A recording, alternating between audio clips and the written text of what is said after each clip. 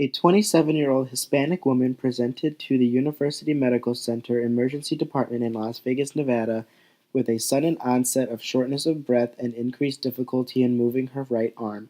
She reported that during the evening prior to her presentation, she was lying down when she began to experience shortness of breath with worsening right arm weakness.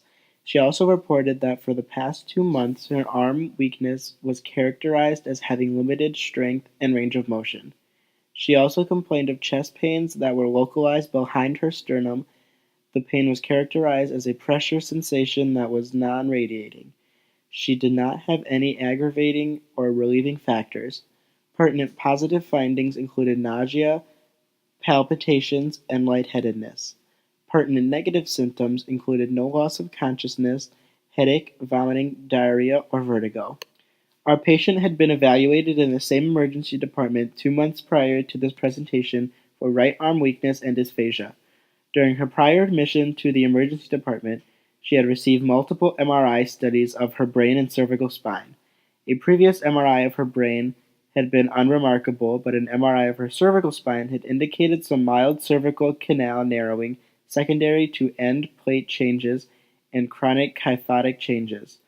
At the time of her previous admission, she was diagnosed with hemiplegic migraine headache.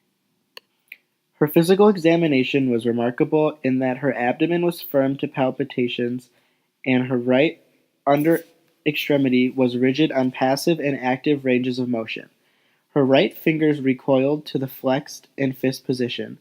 Neurologically, she exhibited some dysarthria, but her cranial nerves were intact.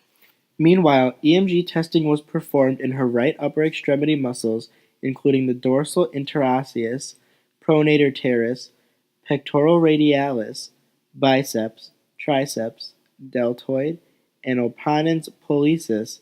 In all the muscles tested, frequent involuntary runs of motor units, continuous motor unit activity, were identified.